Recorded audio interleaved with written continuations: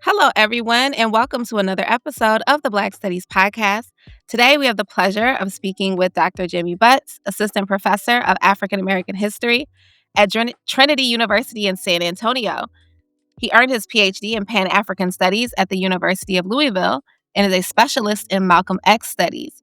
His research focuses on Black religion and radicalism in the 19th and 20th centuries, with an emphasis on the discourses and practices that operate at the intersection of religion and violence. His current book project examines the way Malcolm X constructed a revolutionary form of religion over the course of his public life. His work has appeared in the Journal of Black Studies, the Journal of African American Studies, the Black Scholar, and Religions, among other places. How are you doing today, Dr. Butts?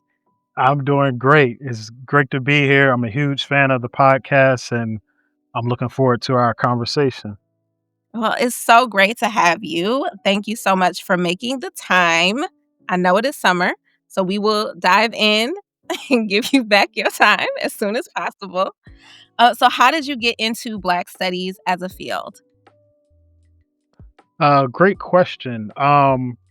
So I will trace back my entry into Black Studies to the education that my parents gave me. So, for example, my mother, who was a recipient of the Black Panther Party's free breakfast program in Philadelphia as a child. She had the perspective that, or she had the aim to make sure that her children were secure in our identity and knew what our history was. And so my mother would oftentimes teach us about our history. She had, we had our own little library of Black history books that my mother kept for us. And it wasn't like these were not academic texts or anything of that nature, but they, made sure that we knew like the key figures in our history and the key events in our history. Um, and so my mother is very formative to my understanding of myself as a Black person and as a Black man. Um, my father was also very important as well. One thing that I think stands out that pushed me down this trajectory of my own academic interests was the fact that when I was a young boy, my father actually brought me to attend the Million Man March. Oh, wow. Um, and what's interesting is that we drove all the way out to the DC area with the intention of attending it. However, for some reason, now look, this was, I mean, 30 years ago. So, uh, but from if my memory serves me correctly, it was something about like my age. I think they were saying like I was too young to come, and so like it was just, I guess for several reasons that stuck out in my memory. Number one, because we drove that far and we couldn't get in, and so we it was a wasted trip. But then also the fact that my father made it his business to make sure that I would be a part of such a historical event for Black people.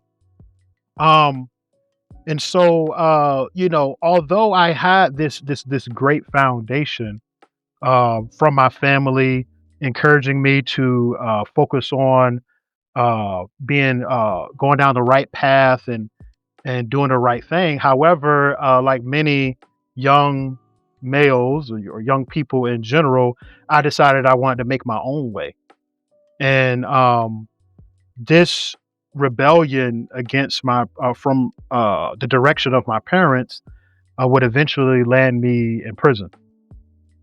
And so when I was 19 years old, I was actually sentenced to 6 years in prison, and I ended up doing a little over 5 years uh, in prison. And while in prison, uh, so Malcolm X, as you know, in Black culture, is a significant figure in general. but particularly when you're behind prison walls, Mhm. Malcolm is seen as this model of what we should be. And so, even those who choose not to live consistently with Malcolm's model, they would still understand the fact that Malcolm is what we're supposed to be doing. Mhm. Um, and so, Malcolm provided a blueprint for me to make sure that my time that I spent incarcerated would not go to waste. And so, this caused me to go back to my roots and begin grounding myself more so in Black history and reading and learning from older gentlemen who were doing time and who were putting books in front of my face. And so I took Malcolm's example extremely seriously because, you know, he provides, as I said, like this blueprint for people like me who the only thing you have left is your mind. And Malcolm demonstrated the ability of using your mind as a weapon, using your mind to resurrect yourself from the dead. And so this, led me down this path of reading extensively, just like Malcolm did. And one of the early books that I encountered was this book by Elijah Muhammad Mhm. called "Message to the Black Man in America." And when I encountered this book blew me away. There are many things in the book that I, you know, didn't necessarily agree with, things that I still don't agree with today, but just the counter narrative that is provided, the insurgent approach to our history and who we are is something that stuck out to me very, very much. And so this book rocked me. And this would be, like I said, this would be a part of a variety of other books that would shape and mold me during this time and cause me to recognize that perhaps I can use my mind in the area of education to further my life and to do something different than what I'm doing right now. And so I got my first degree in higher education while incarcerated. And immediately when I was released from prison, uh, a few months later, I was already enrolled at a small liberal arts college, beginning or continuing with my education. Now, my undergraduate degree was in Christian studies. Because one of the things that I found was very uh, uh, important to African American history and the African experience generally is these questions about religion. And if I've Mhm. already noted with Malcolm X and Elijah Muhammad, these figures are talking about religion quite extensively. And so that captured my interest and my imagination. So my undergrad is in Christian studies. I did my master's degree in Islamic studies. Wrote my master's thesis on Malcolm X. And now, as I transition from my master's degree to my doctoral program, um, with all the things that I've just told you, I still had no idea what Black Studies was. Never heard of it. Um, and then as I was looking for doctoral programs, so I'm there in Louisville, and I'm like, okay, let me just see what they have here locally. And the University of Louisville had a Pan African Studies doctoral program. Now that title didn't alert me to the fact that okay, this was connected to this larger enterprise called Black Studies, but it seemed like it would be something that would be relevant for what I was trying to do.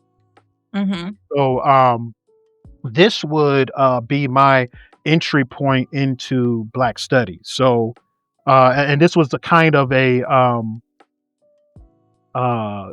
returning back to my roots moment where, as I said, my mother and father laid the foundation.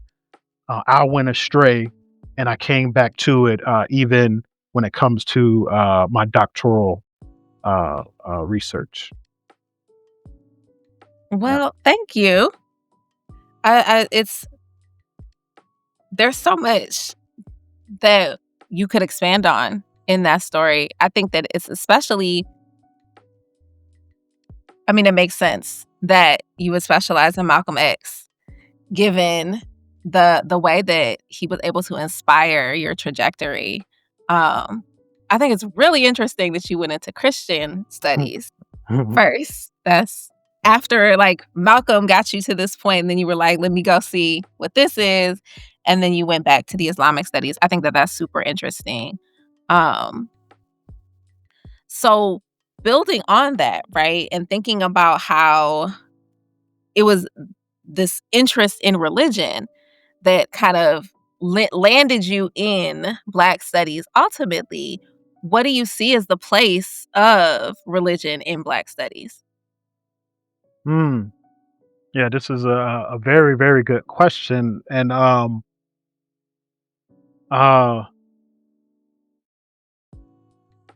I think building off of like some of the very important work that scholars like Joseph Sorit, Vincent Lloyd, and J. Cameron Carter are have been doing and are doing currently. Uh, these scholars are paving the way of demonstrating the ways in which religion has oftentimes been ignored within Black studies. Um, they have shown that that Black studies in some sense has a secularist slant to it. Um, and you can see this, so even in the training that I receive, in the reading that I have done, but even beyond that, a few years ago I did my own little study, my own personal study. I went and I said, let me look at all of the Black studies programs, the Mhm. doctoral programs in Black studies, and let's see how many professors in these particular programs specialize in religion. And I just, the best way I can explain it is that the presence of specialists in religions with the religion in Black studies was woefully inadequate. Um, um, and this is quite interesting when you think about the fact that this is very ironic because when you think of the centrality of religion, Yeah. um, not only to Black life and culture, um, but even to the various theoretical lenses that we take hold of. So, like when you think of, as an example, Black feminism. So many of the earliest, so the foremothers of Black feminism, people like Maria Stewart, people like Sojourner Truth, uh, religion was central to these figures. When you think about, for example, Pan Africanism, we oftentimes think of this through a secular lens, but the earliest Pan Africanists were people like Alexander Crummell, Martin Delany, and these other figures. Like, they were deeply religious. In many cases, they were religious leaders. Um, but beyond that, and I think that J. Cameron Carter is very, very important when it comes to highlighting this last aspect that I want to get at. Um, religion is foundational to this new world that we find ourselves in as African people in what some people call the modern world. Mhm. The modern construct of race was, as J. Cameron Carter has argued and demonstrated, is a theological concept. That religion. So when we think about like the Mafa period, this Yeah. Mafa period was religion was at the center of this. It was used to justify it. It was articulated as a tool to oppress. And so this is one of the greatest ironies that I think that I've found within Black studies, because it's like, how can someone be viewed as a scholar of Black studies when oftentimes the training that we get in it, in some sense, uh, excludes the value of learning about Black religion. Uh, and if at anything, if it's mentioned at all, it's oftentimes seen as a hindrance, as a problem. But as someone who looks at this history, and I'm thinking about the Black liberation struggle historically, you don't have a Black liberation struggle if you don't have religion. Yeah. In other words, That's well, let me say that a little bit differently. You cannot separate Black religion from the Black liberation struggle historically. You could do it theoretically, you could do it ideologically because you don't like it, but historically, it doesn't work. It does not work. And so this is why it like the the relative um uh you know the way we see religion being ignored in Black studies is just like one of the biggest question marks, I guess, that I have with this discipline, especially someone coming out. So, as I've already said, as you've mentioned, I'm coming in, I'm trained in Christian studies, and then I have a degree in Islamic studies. And so I'm coming into Black studies, and I'm thinking about, okay, all this stuff that I've learned and read. Uh, how are we talking about How are we talking about the Black liberation struggle when religion is being moved to the periphery? So yeah. I get off my soapbox. But no, I think that that's those are it's it's an important thing to acknowledge. Um, yeah, and the reasons for it, I think that there are a number of reasons that might have come together to create this circumstance, particularly given the time period in which Black studies was institutionalized. yes, But you're right, historically, you cannot separate talking about Black people, especially in this country, from discussions of religion. yeah, yeah. I 'Cause mean, even the it, absence of religion within somebody's life is a topic of conversation. yeah.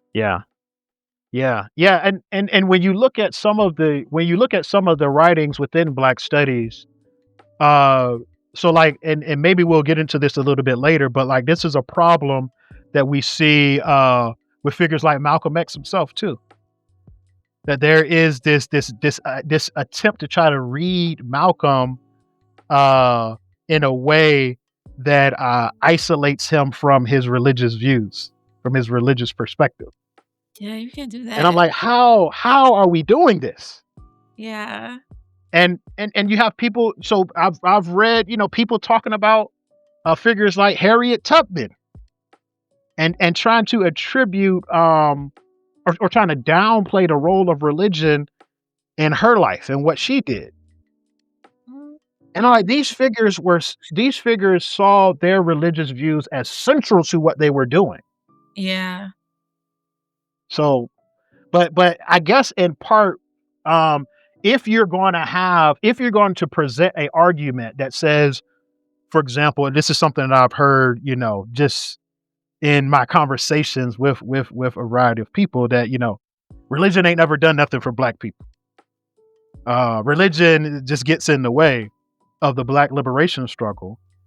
Um, I guess for me, it's like if you're going to hold that, if you're going to make that claim, then you have to try to rewrite some of this history and try to make it seem like these figures who, when you look at the primary sources, religion was central to their life.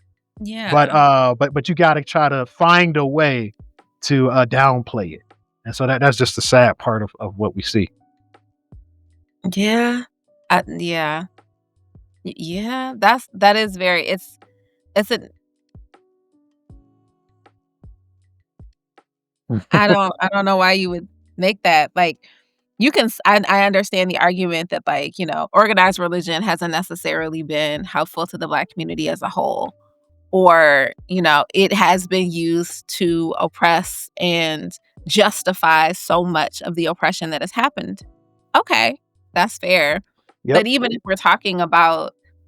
you put organized religion aside, like, the spiritual practices of Black people in this country were central to their daily lives, whether they recognized it or not, right? Even those smaller things that get passed down, the customs that you do that actually have a spiritual root to them, Hmm. like, yeah, that's an interesting take. Yeah, I mean, whether you're talking about abolition, whether you're talking about even revolts on slave ships, whether Right. you're talking about the civil rights movement, religion was not even at the so religion wasn't even just at the periphery. Like religion was at the center of these movements for Black liberation. Well, So, like, so much organizing were done in religious spaces because that's where people could gather, right? That was the whatever level of protection that could be had, gathering in a religious space provided more protection than meeting at somebody's house, right? So even if you don't believe in whatever the tenets of that particular religion are or were, you're still utilizing the space mhm, that was constructed on behalf of that mhm, religion in order to organize and come together and plan and strategize. So, yeah, yeah. yeah, yeah, yeah. I'm sorry. That's just like a chip that I have on my shoulder when it comes to because I love Black studies. This is my Mhm. discipline, and that's one of the sad realities that I've noticed. But I digress. So that actually so okay. Okay, I'll come back to that. So how then, because religion is so central to one, how you came to Black studies, but also how you think about Black studies and Black people and Black culture and the study of Black people and Black culture, how does that influence how you situate yourself? Like you have training in religious studies, two different types specifically, but how do you see yourself as being religion and Black studies? Like, how does that come together for you? Or do you Yeah, not see them as being like, does it just so automatic together? yeah, yeah, excellent question. So let me. So how do I situate myself when it comes to like the disciplines, particularly regarding like this religious studies background that Mhm. I have? Um, I would say that my discipline is Black studies. Full stop. That's my discipline. Um, Now, because Black studies rejects what Raylan Rabaka describes as epistemic apartheid. This idea of the separating of these particular tools Mhm. that are oftentimes relegated to certain disciplinary formations. Um, Black Studies rejects this. Black Studies rejects these attempts to say that you can use this or you have to use this in order to do your research or your scholarship. In fact, um, Black Studies, the way I conceive of it, you begin with a question, Mhm. and then you determine what tools you need to solve this problem or this question or answer this question that you're searching for. It just so happens for me, um, using or relying on a African centered perspective, I believe that most of the answers to the questions that I have in regard to the problems that we have for today are in the past. And so for that reason, I oftentimes the tools that I typically use uh, are the tools that you normally see people who are researching history what they use. Okay. Um, and so as an example, so as we've already noted, like I'm using Islamic studies, I'm using Christian studies, I'm using philosophy. In some of my work, I've used psychoanalysis, poetry. Um, in one of my recent publications, it's called "That Further by Faith: um, Ancestral Futurity and the Conjuration of Denmark VC's Revolutionary Religious Perspective." So, what I do in this particular article is so I'm trying to deal with the question of like how do we as Black people who uh, hold on to these religious perspectives, how can we participate in the Black liberation struggle? Um, and so the way I answer that question is I look at a historical figure, Denmark VC. So I'm using primary source material. I'm using trial records. I'm using letters that were written and other documents to uncover Denmark VC's revolt and his ideas that he is articulating. But then I also utilize Afrofuturism. And I utilize Afrofuturism and African spirituality to argue, to use them as tools to say that we as Black uh, people today, we need to have the ideas of Denmark VC to undergo time travel and to be conjured into the thought of Black people, Black political thought today. And so that's the way that's one way that you might can distinguish what I would do as a Black studies scholar who's housed in a history department on the way in which that my research might be distinct from some of my other colleagues who may not feel as comfortable utilizing things like, Afrofuturism and, narrative, poetry and novels and things of that nature. That makes sense. It makes me think of conversations I've had with my one of my really good friends does Black religion, and she talks about the ways that,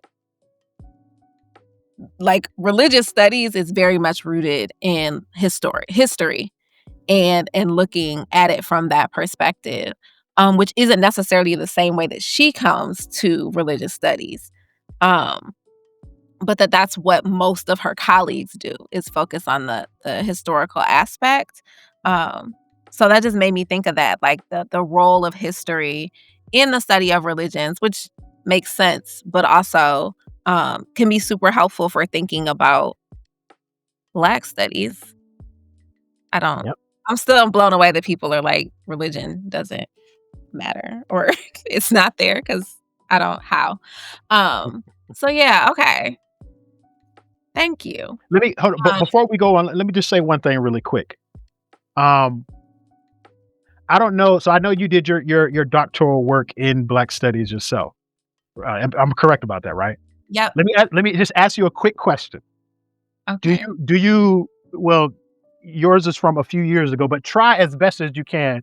Can you remember in your comprehensive exam reading list, do you remember there being anything about any text that was focused on religion in that reading list?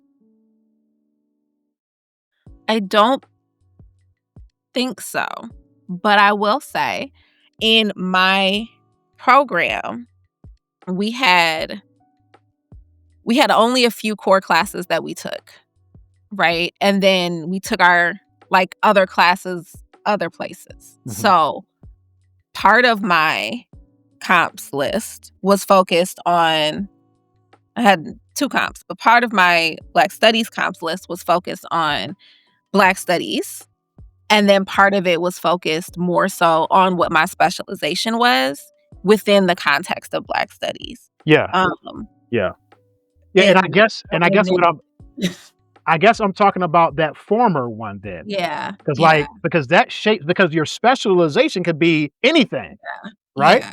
But this core over here shows you what matters. Yeah. So, Okay. not necessarily religion like in the Americas, Hmm. but our diaspora list definitely did include some, texts that talked about Black diasporic religions or Black spirituality practices. Those were there, but Okay. that was really the extent of it. There weren't a whole we didn't have, like, a whole section on religion per se, but Mhm. we did talk about it in our diaspora sections or courses that we had to take. Yeah, yeah. We had zero on mine, besides the ones from my specialization, Mm. because obviously I'm specializing in religion, and so, but yeah, there were none on our core.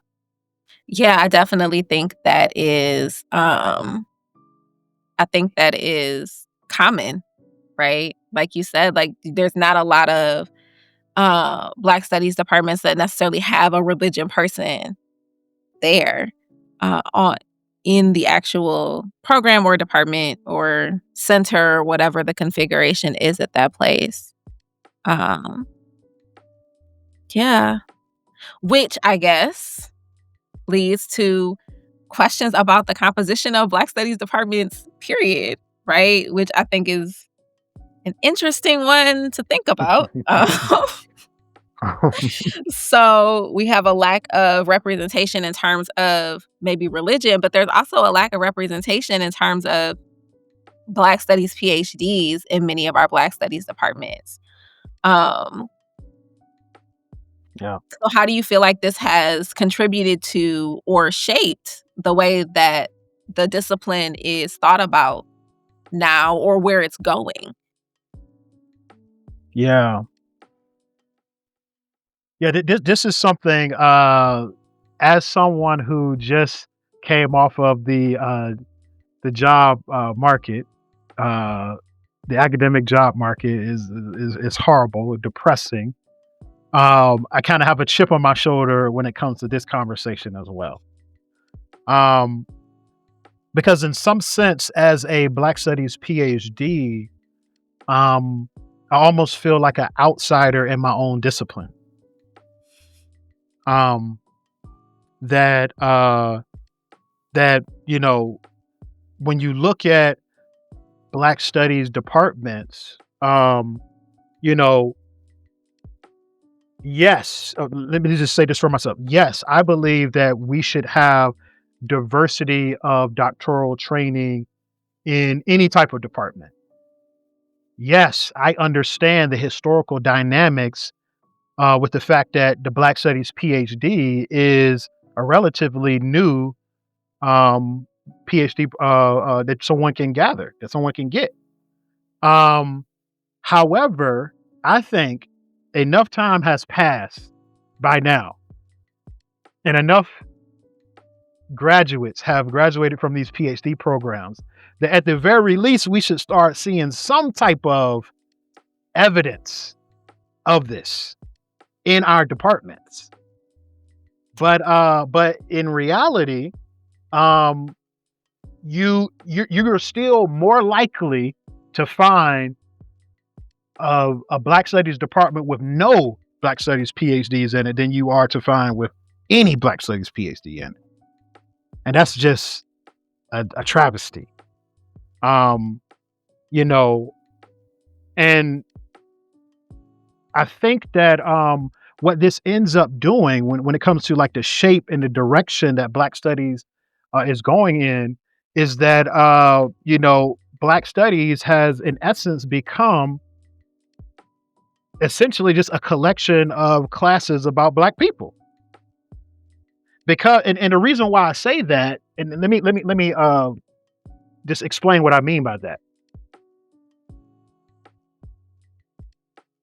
Because so many people have been hired into these Black Studies departments without formal Black Studies training, there's a way in which they have to conceive of the discipline to allow themselves to fit in it. You see what I'm saying? And so the way that they articulate it, the way that they train their grad students is this idea that Black Studies has no definition. We don't know what it is. And I have to be honest, even on some of the okay, I want to be careful with this as an early career scholar. So let me think about if I want to say this. Let me just say it like this.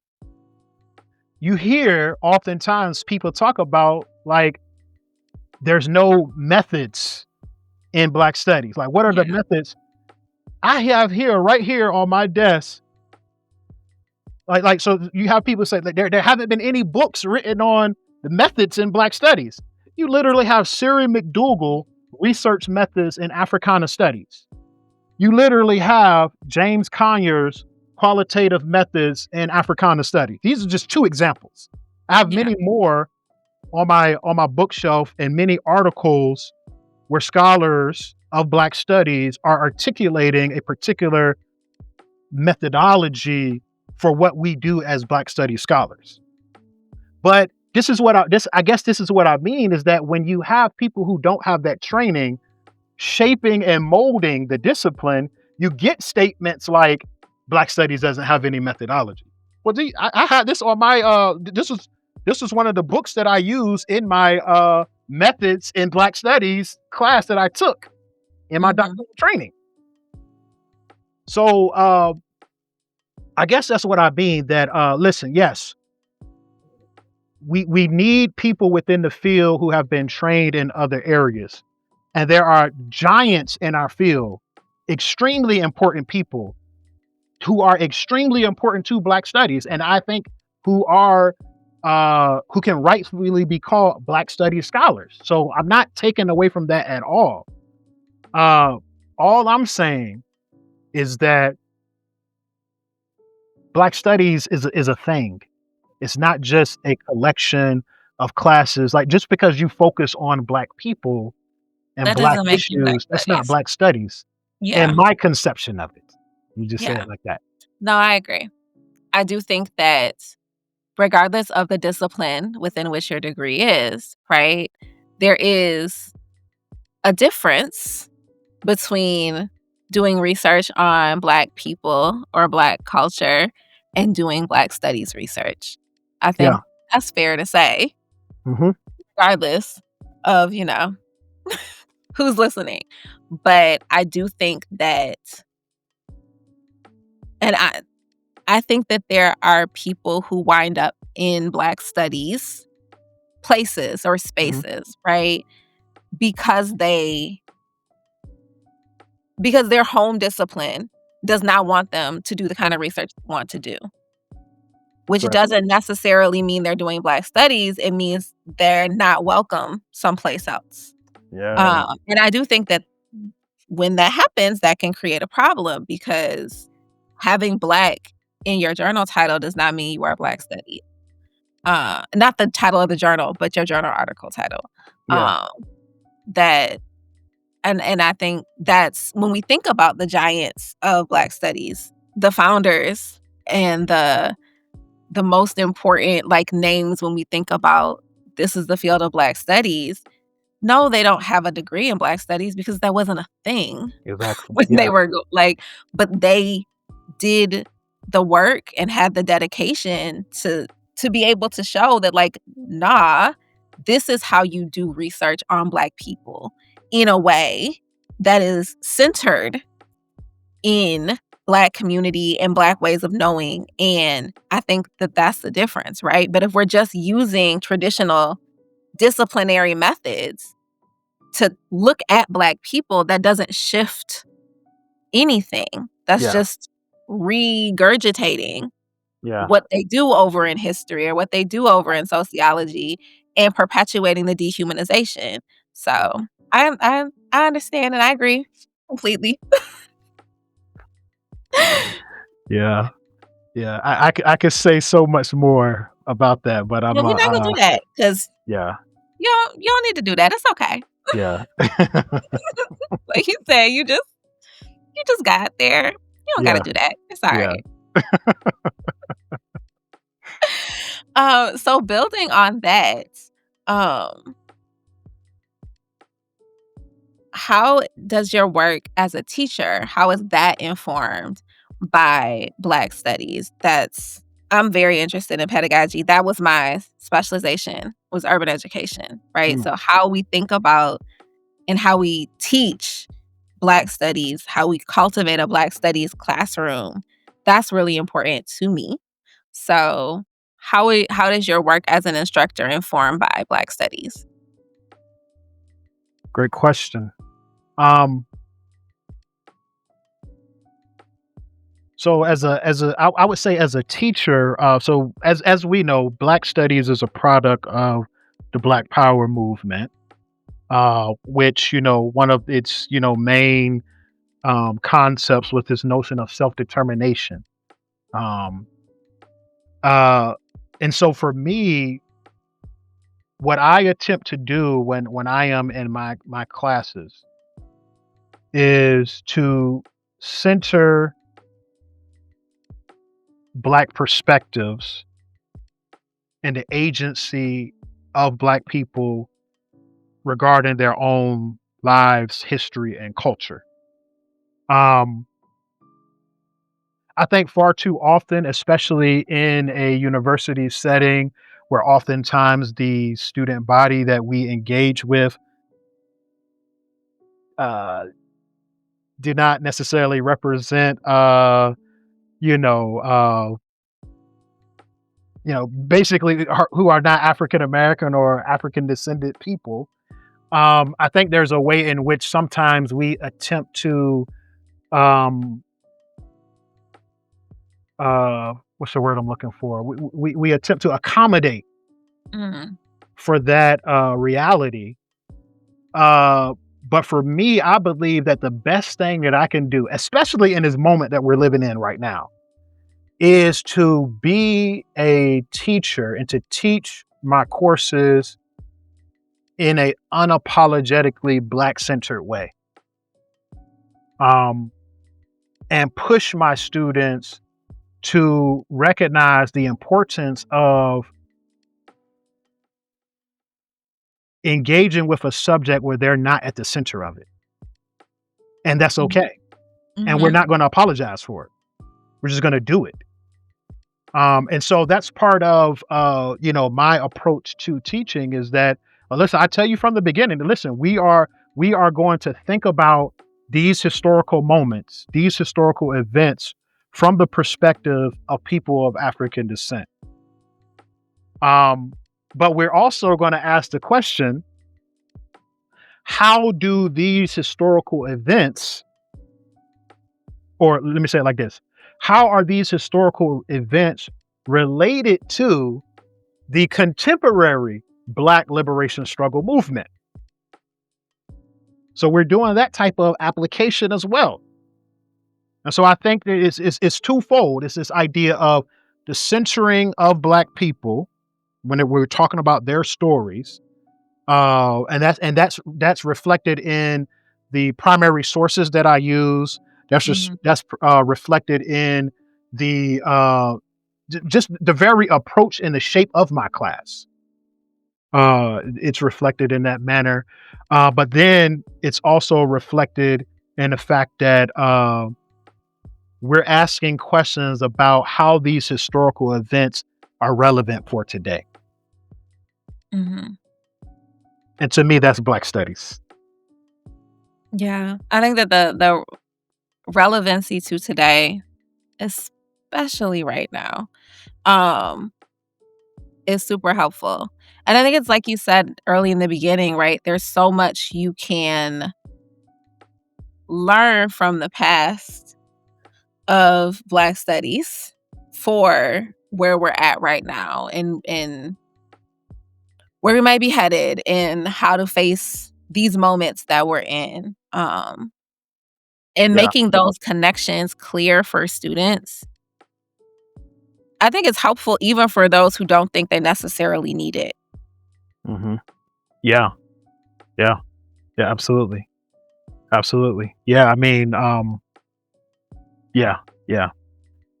It's one of those things where like if you the only way that we can look at the things that are taking place today and be in shock and make statements like uh political violence is un-American and things like that.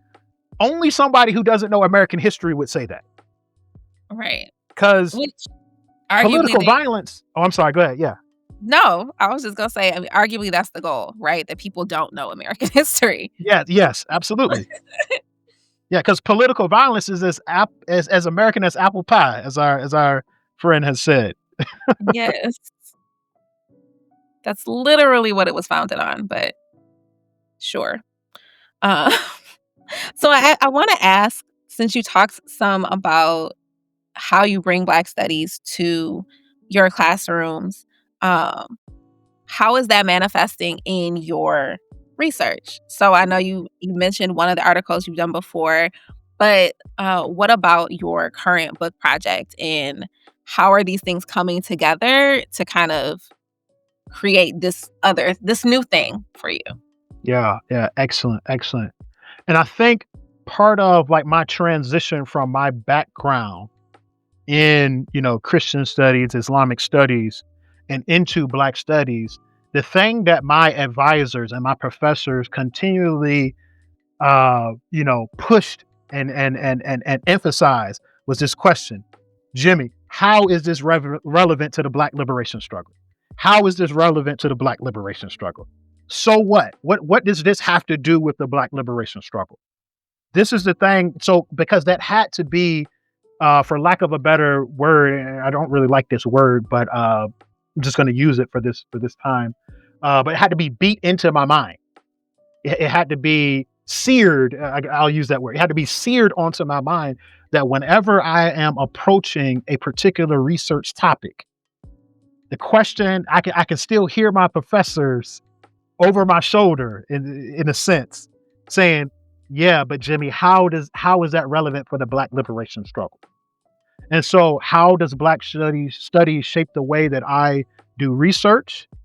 I approach every research question with, how is this relevant for the Black liberation struggle? And with my current project, um, I'm asking. So once again, I am coming with the understanding that regardless of how people want things to be, people of African descent um, are oftentimes connected to religion or spirituality.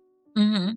And so the question that so instead of so for me, instead of trying to bash what religion is doing wrong, I'm trying to ask the question, okay, how do we, if we come with the assumption that if it's going to be a Black liberation struggle, the vast majority of the people you're going to be dealing with are going to be people uh, who are connected to religion or spirituality in some type of way. Mhm. So, how do we harness, or how do we make their religious or spiritual views consistent with this struggle?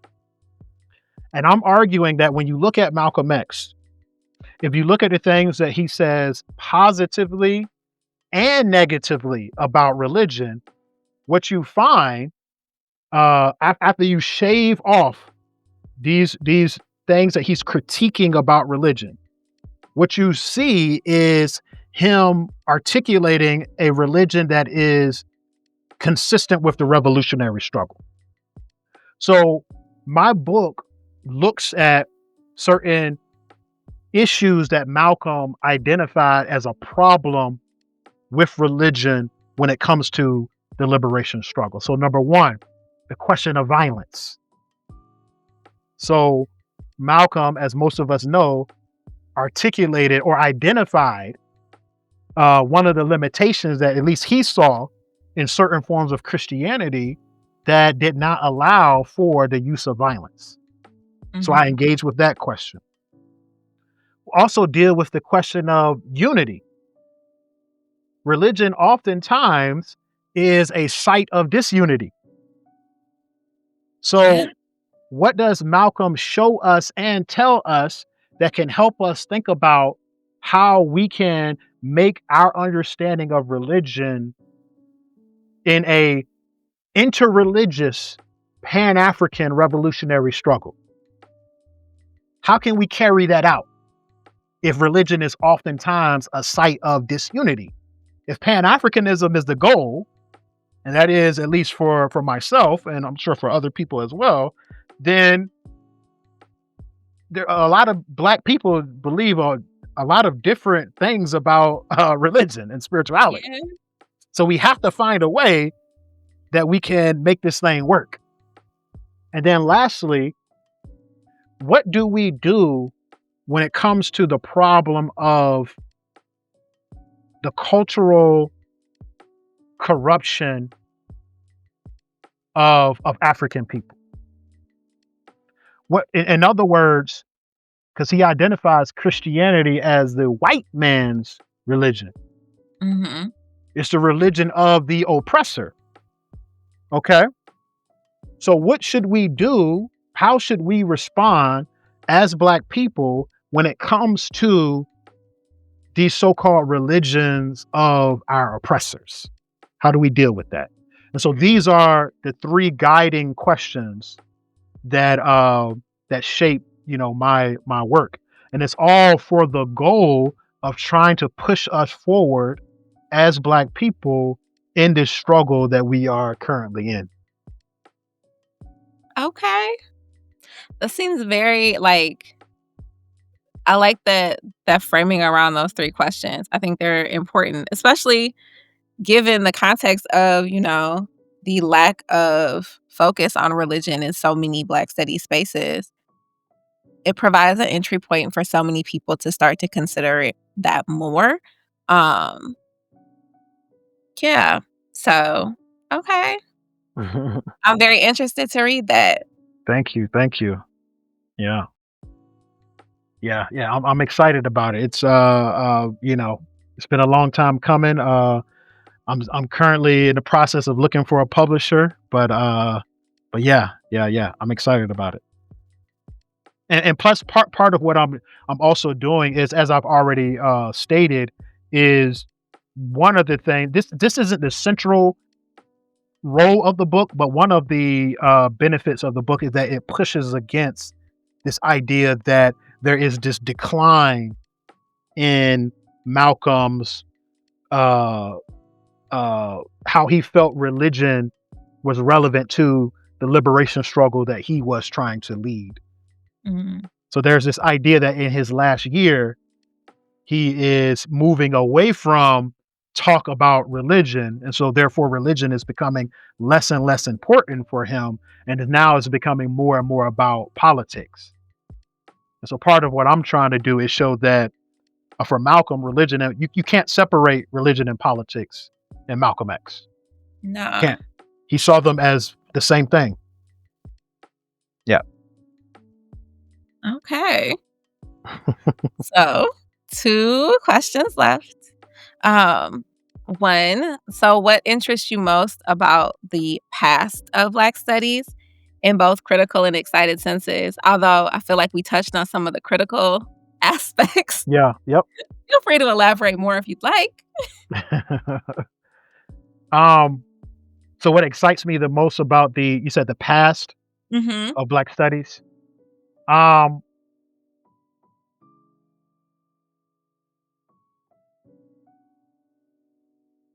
I think its connection to community.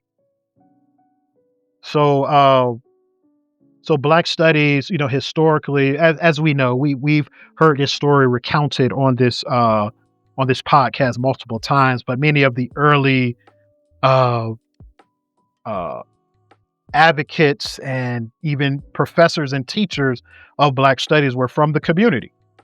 Mhm. Um, and I think there's a way in which there's a push, even as I'm hearing like the development of this podcast, there's this push that we need to recognize we need to reestablish, if you will, that community component within Black studies. This idea of the twin goals of academic excellence and social responsibility. Mhm. I think sometimes we can, y- people can choose, and I think this once again goes back to the lack of Black studies PhDs in these programs, that there's this idea that you can choose one or the other. But that's not how I was trained. I was trained that these two, you have to do both. If you're Yeah. not doing both, you're not doing Black studies. And that's okay. Listen, I think that's the part that I want to emphasize too. If you don't want to do the community component thing, that's fine. You're still doing something valuable, but you just don't call it Black studies. That's okay. Why does it have to be called Black studies? You see what I'm saying? Yeah. Yeah. So, but this is why we need to go to the mat about this forming and shaping this discipline that we've been trained in, Yeah. to help people understand that no, it's not a choice between, oh, I'm just going to focus on this academic excellence thing, and I'll leave the social responsibility to somebody else. Okay, you can do that, but you're not doing Black studies. You're a scholar. You're a great scholar, but you're not a Black studies scholar. I'm sorry. I agree. You have to have the social responsibility piece, which is how you were trained if you were trained in Black studies. Exactly. Exactly. So, Yeah. So you don't. Let me just say this last thing. Like you don't just accidentally do a Black studies project. no. Like you have to, if you have to be intentional about saying, how am I going to use this particular project to further our struggle? Yeah. Yeah. So Okay, so that very much leads into what interests you and excites you most about the future, or where should the future go of our field? uh so what excites me about the future of our field, I would say that I think we're in a very interesting moment for Black studies when it comes to like the political climate and the social climate that we're in right now. That we have been trained. This is where the tools that we've been trained with, you know, can prepare can help us to lead the way, or not lead the way, but to help us contribute in a very important way to what needs to happen to make sure that Black people across the globe are moving forward in this struggle. And Mhm. so I think that I think that's what excites me. That in some sense, the fact that the masks are off helps us understand that, okay, we may have been sitting down in our corner of the boxing ring, relaxing for a little while, chilling in our office desk, you know, but now somebody then walked over and punched us in the face. So now we were reminded that we're in a fight. So we need to get up and fight. So I think that's what excites me because it's we're in a moment where it's calling Black studies scholars to the floor Mhm. to see what are you going to do? What are you going to do in this moment? Because this is the moment that we celebrate the uh, the founders of this discipline for responding in a certain way. Now, are you going to respond in that way? So I think that's what's exciting about it. Now, when it comes to certain directions in Black studies that I'm really really excited about, I'm really really excited about Black women's history, particularly Black women's history that is reflecting on the use of violent resistance. Mhm. There have been a number of books that have come out over the last, I'll say, 5 to 6 years that is uncovering this phenomenon that has been largely, uh, ignored. And I think there's a way in which that the ignorance of this history has allowed us to attribute calls for any type of consideration of violence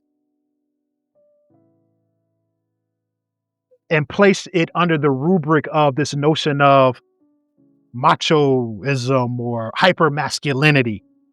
Because the Mhm. way in which that history has been told is like, okay, it was the Black men who was doing this violent stuff.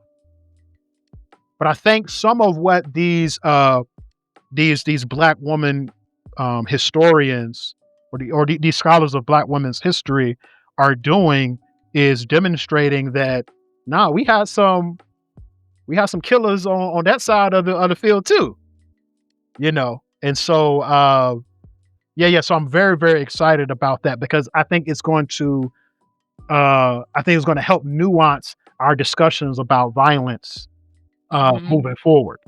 Okay. Mhm. It's going to complicate this notion of if you're arguing for violence, then that means that you are some in some type of way, like you're trying to advocate for like this male chauvin, like this male macho, uh, you know, hyper masculine, persona.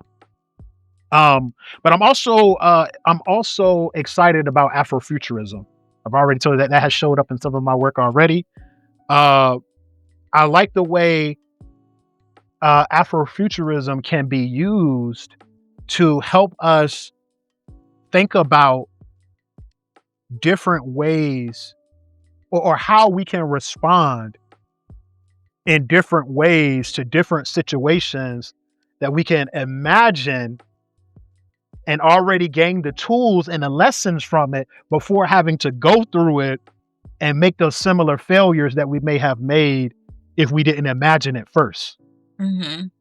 So this is one of the beautiful things that I like about Afrofuturism, um, because I think that it could be very, very useful um, in our conception of our struggle.